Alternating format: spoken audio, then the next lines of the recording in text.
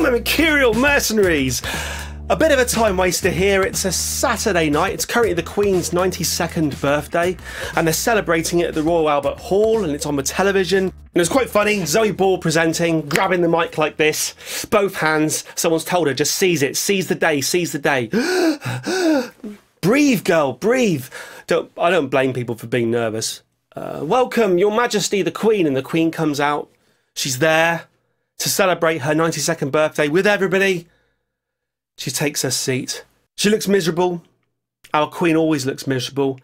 And then she is graced with Kylie Minogue singing a song. I'm sure 92-year-old Queen wants to watch Kylie Minogue. I'm sure that's what she asked for, and it's what she got. And at that point, I thought, I'm going to talk to my mercenaries rather than watch this. So here we are, my mercenaries. And I was watching the football earlier, and someone said, well, it goes without saying that people who say, well, it goes without saying, and then they'll tell you, they'll say it.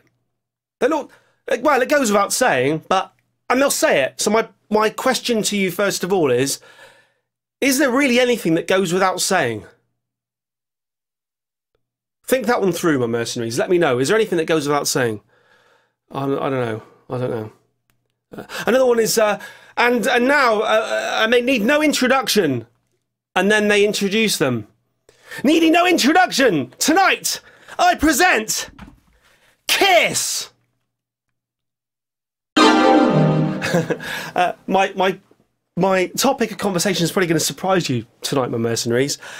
But I went down a wormhole recently where I was watching listening to lots of Eddie Trunk audio videos on YouTube.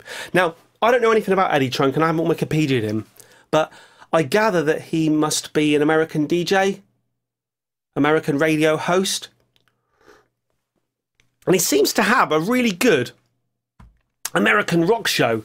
Now, I'm trying to think what the British equivalent would have been back in the day. Tommy Vance, maybe? I'm not sure. But this guy seems to have connections with the famous rock stars, and he seems to get everybody onto his show. And any Americans watching him is probably well aware of Eddie Trunk, and they're thinking, well, you know, you've taken a long time to cotton onto this Mercurial number 6. Well, it's because he's American, and I'm British, okay? But I quickly determined that Eddie Trunk is a massive Kiss fan. And just through listening to Eddie Trunk's podcasts and radio shows and things, specifically about Kiss, because he always seems to come back to Kiss. His whole life seems to revolve around Kiss.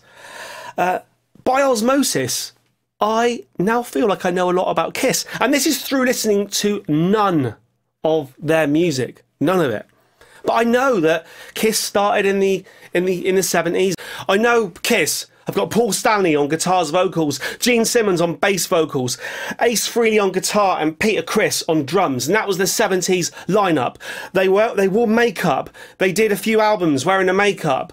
Then things happened, and Peter Criss left, and he was replaced with Eric Carr. Then Ace Frehley messed around, and he got replaced by Vinnie Vincent. And they did an album where they credited Ace Frehley, but he wasn't actually playing on it.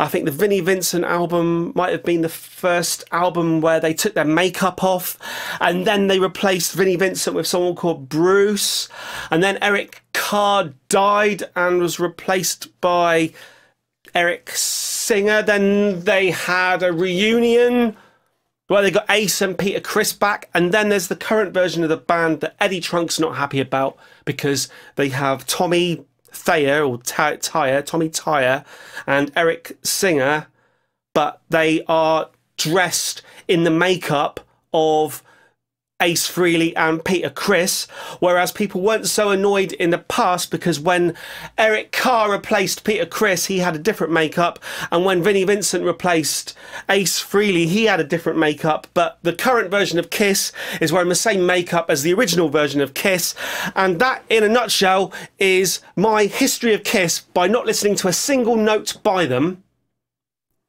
And Eddie Trunk's problem with Kiss is that they are his favourite band of all time. He adores them, but he is not happy with the fact that you have two of the band members of Kiss dressing in the makeup and therefore the personality of the original members.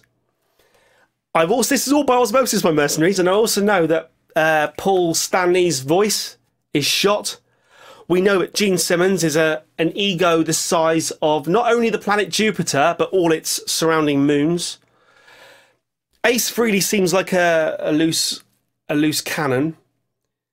And we're running out of things for me to say now. But that's my kind of history of Kiss.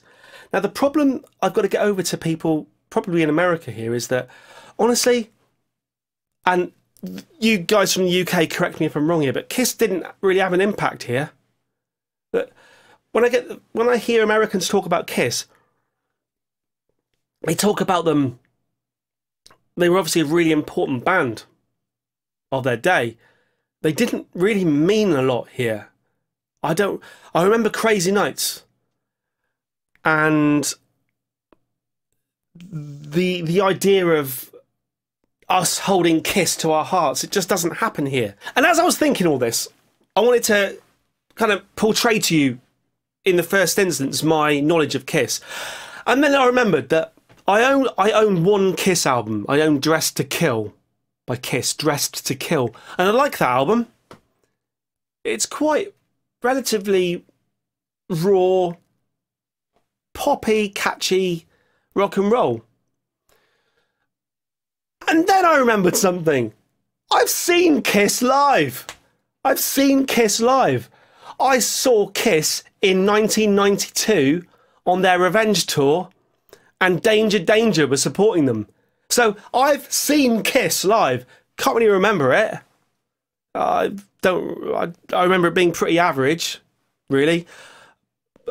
Okay, that's probably pushing my luck because I don't really remember it at all. But so this is my baseline of knowledge, my mercenaries. Okay, my baseline of knowledge. I own Dressed to Kill. I listened to the Revenge album, and I watched Kiss live in 1992, which is... Let me just do that again in my head. It seems a long time ago. Hang on. 1, 2, 3, 4, 26 years ago, I watched Kiss live, and I think I was in the front row. 26 years ago. My point being on this, hopefully relatively short piece to camera, my mercenaries, is that I have lots of ideas for things I can do with this channel. Honestly, lots of different things I can do with this channel. There's not a day that goes past where I don't think of another little option, another little avenue, another thing I could do to keep people interested. The problem is time, my mercenaries. I don't have any time to do all the things that I want to do.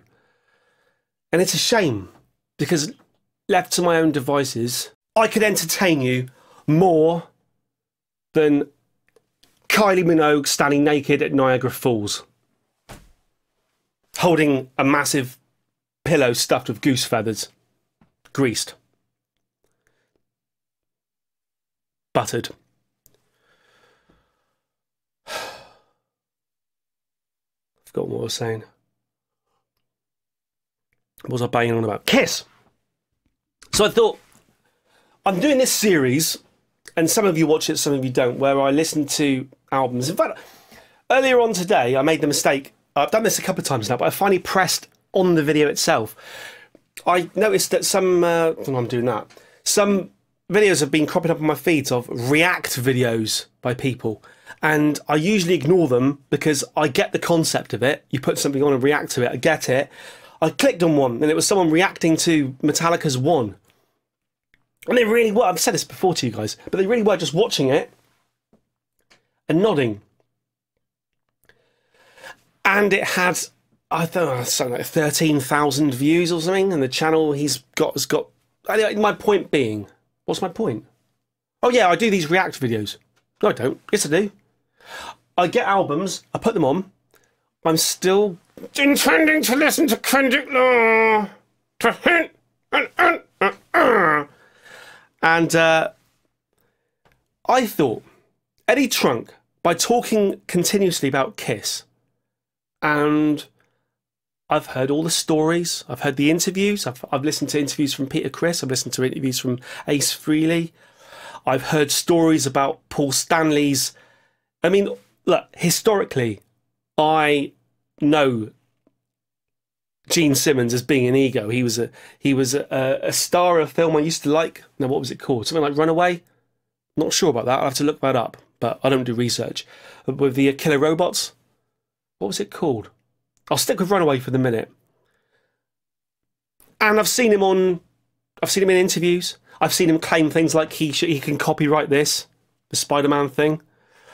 I've seen him on The Apprentice, arguing with what was then the future president. So I was aware of Gene Simmons being an ego. What I wasn't quite aware of was the fact that Paul Stanley rules the roost in that band. And Paul Stanley seems to have an ego bigger than Gene Simmons. If you could ever have told me, my mercenaries, that any person on this planet that we call Earth could have a bigger ego than Gene Simmons out of Kiss, I would have probably poured this decaffeinated coffee with almond milk over your... I was going to say groin. We'll switch it to head. No.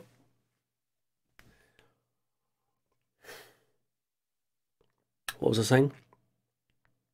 So I've heard Eddie Trunk go on and on about Kiss, and every time he slates them, he always qualifies it by saying, Kiss are, this is him saying this, not me, Kiss are my favourite band of all time. I adore them. Paul Stanley was once the greatest singer of all time. I adore Kiss. That's him saying that. And what I'm trying to get across is that over here in the UK, we just didn't have that. We didn't have that. We've got no bond with Kiss. Like Van Halen. Over here, we've got no bond with Van Halen. In America, it seems that Kiss and Van Halen are really important bands and really meant something to you guys. Over here, Van Halen meant nothing to us. They meant nothing to us. And Kiss really meant nothing to us. So, I have been taken in by Eddie Trunk's support of this band, and I haven't yet sought out any of their music, because here's my thing, and some of you might be watching this because I'll probably put Kiss in the video title, and you'll watch this and you'll think, I'll watch this video because Mercurial number 6 might be talking about Kiss. Here's my thing. I need you guys to suggest, if you could pick one Kiss album, for me to put on the record player and listen to. If you could pick one album that will persuade me that Kiss are worthy of a second of my time, what is that album, my mercenaries? That's it. This video has a proper purpose, a true purpose. Tell me the one Kiss album that I have to listen to. Tell me.